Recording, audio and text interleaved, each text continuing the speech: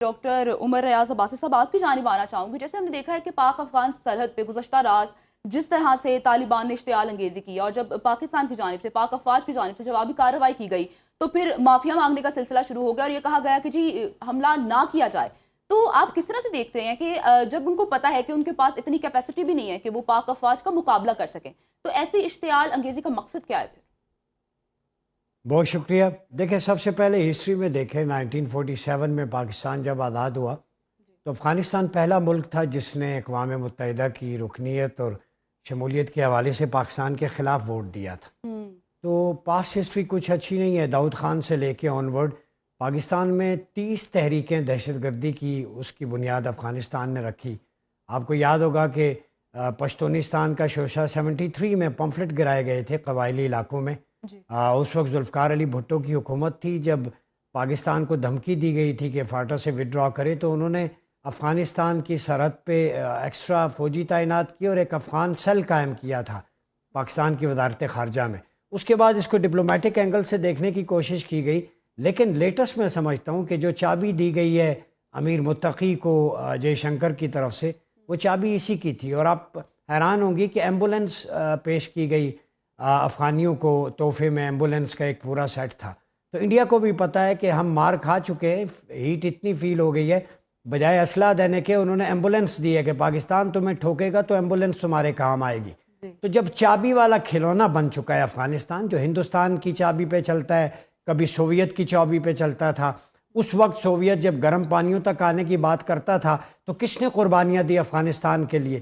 کس نے ان کے مجاہدین کے لیے قربانیاں دی؟ ان کے 40 لاکھ افغانوں کو ہم نے آباد کیا, بزنسز دیے. آپ کو پتہ ہے ان کی وجہ سے پاکستانی اکانومی پہ ہٹ بیک ہوا, $100 سے زیادہ نقصان ہمارا ارب ڈالر سے ہوا.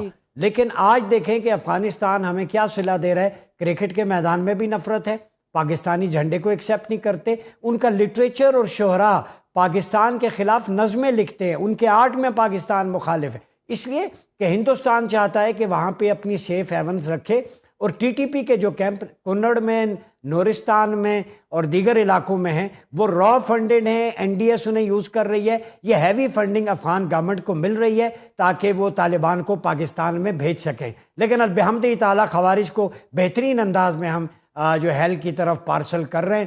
سلام ہے ہماری افواج کو.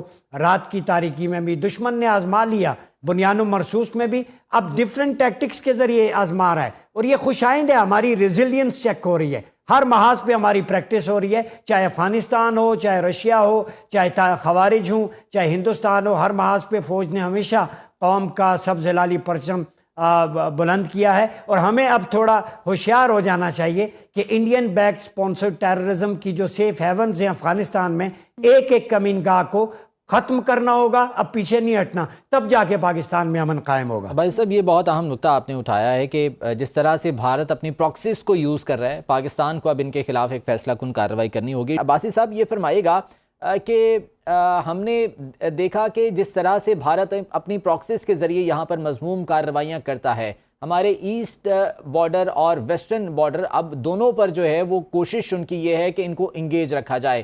آپ سمجھتے ہیں کہ پاکستان کو اب افغانستان بھارت مشترکہ خطرے کے طور پر ایک نئی پالیسی ترتیب دینے کی ضرورت ہے تاکہ ان سے بہتر طور پر نمٹا جا سکے؟ دیکھیں, بڑا امپورٹنٹ کوشچن ہے. دو چیزیں ذہن میں رکھیں. ہم نے ہمیشہ افغانستان کو سپورٹ کیا ہے. آج اگر رات کی جو ریٹیلیشن کے بعد انہیں سمجھ جانا چاہیے رشیا سے انہیں کس نے بچایا ہے, امریکہ سے. آج تو بڑا فاتحانہ کہتے تھے کہ ہم نے ان طاقتوں کو شکست دی ہے. اگر پیچھے پاکستان کھڑا نہ ہوتا تو دنیا کو رات کو پتہ چل گیا ہے کہ ان کی اوقات کیا ہے. یہ ہندوستان کی گود میں جتنا بیٹھیں گے اتنا پٹیں گے. میں ان کو ایک ہی میسج دیتا ہوں, ہندوستان کی لیپس کو چھوڑیں. اپنے اندر جو آپ کی فالٹ لائنز ہیں, تاجک ہیں, ہزارہ ہیں, پشتون ہیں, سب سے زیادہ آبادی تو پشتونوں کی ہے. تو انٹرنیشنل کمیونٹی کو سوچنا چاہیے کہ افغانستان کو اگر نہیں سنبھالا جا رہا, سیف ہیونز ہیں. The phases of terrorism, David author کی کل کتاب چھپی ہے, اس میں لکھا گیا ہے کہ 80% جو ٹیررزم ہے دنیا کا, اس کا ہب افغانستان ہے.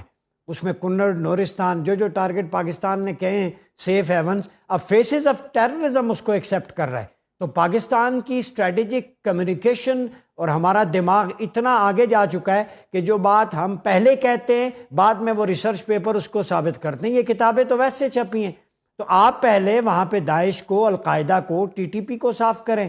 وہاں قانون کی ان کی عملداری نہیں ہے. سچ تو یہ ہے، یہ افغانستان میں امیر متقی وغیرہ گروپ یہ پپٹس ہیں، یہ ہندوستان کے ہاتھ میں چل رہے ہیں، اور ہندوستان ڈائریکٹ مار کھا کے پاکستان سے اب اس نے افغانستان کا رخ کیا ہے، سہانے خواب دکھا رہا ہے کہ وہاں پہ انویسٹمنٹ کریں گے. اصل میں وہ ٹیررزم کا سب سے بڑا ایکسپورٹر ہے، اور یہ بھارت سے یہ اعزاز کوئی نہیں چھین سکتا. میں ٹی وی پہ بیٹھ کے کہہ رہا ہوں کہ اگر اس وقت دہشت گردی کا عالمی چیمپئن کے ایوارڈ دیا جائے تو ہندوستان اس کا حقدار ہے، نو ڈاؤٹ اباؤٹ دیٹ. اس لیے کہ ہمارے جو 17 جرنیل شہید ہوئے تھے، آپ کو یاد ہوگا جنرل ضیاء الحق سمیت، اس میں بھی افغان این ڈی ایس اور یہ را کی انوالومنٹ تھی. اب میجر جواد 2016 میں ہوئے افغانستان کی طرف سے، ہم نے صبر و تحمل کا مظاہرہ کیا.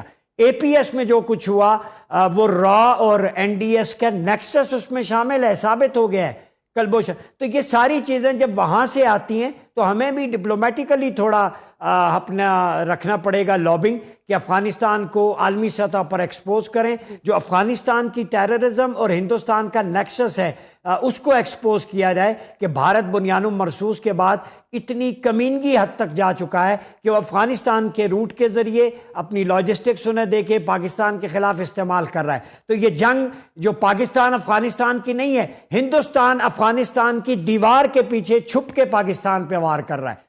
افغانستان کو بھی میں میسج دینا چاہتا ہوں، آپ پبلک ہماری بھائی ہے، ہم نے آپ کی خدمت کی ہے. اتنی بڑی ہجرت تو 1400 سال میں کسی کی خدمت نہیں ہوگی. آپ کو ہو کیا گیا ہے؟ آپ کی دیوار استعمال کر رہا ہے ہندوستان. تو جب پڑوسی آپ کی دیوار پھلانگ کے آپ کا گھر یوز کریں کسی کے خلاف، تو بدنامی تو پھر آپ کی ہوگی. عمر صاحب، حیرانی والی بات تو یہ ہے کہ اس گھر کے اندر رہنے والے جو قبائلی عوام ہے وہ خود اس دہشت گردی سے تنگ ہیں، اور طالبان کے خلاف وہ کہہ رہے ہیں کہ وہ پاک افواج کے شانہ بشانہ کھڑے ہیں. اس کو آپ کیسے دیکھتے ہیں؟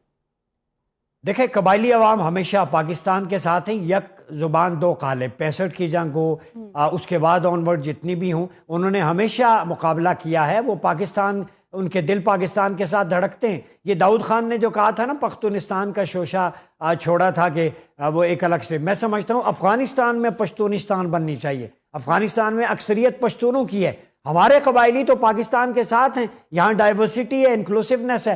نہ پاکستان میں خواتین کی ایجوکیشن پہ پابندی ہے، نہ بچوں کی ایجوکیشن پہ، نہ ہیومن رائٹس کی وائلیشن ہے. آج افغانستان میں 80% سکول بچوں کے بند ہیں، جبری نکاح ہوتا ہے وہاں پہ ہیومن رائٹس کی وائلیشن ہوتی ہے. تو انہوں نے اپنے یہ ساری خفت چھپانے کے لیے ہندوستان کی گود میں بیٹھ کے یہ سارا کچھ کیا ہے. تو انہیں سمجھ لینا چاہیے قبائلی ہمیشہ سے پاکستان کے وفادار رہے، میں آج بھی وہ فوج کے ساتھ. معذرت چاہتا ہوں، ابھی ایک طرف جانا ہے، یہیں سے گفتگو کا سلسلہ آگے بڑھائیں گے اور دیکھیں گے کہ پاکستان اور افغانستان کا یہ معاملہ اب کتنا پرولونگ مزید کر سکتا ہے، اور پاکستان کا اس سلسلے میں مزید کیا پالیسی شفٹ ہو سکتا ہے. واپس آئیں گے اس بریک کے بعد، آپ ساتھ رہیں.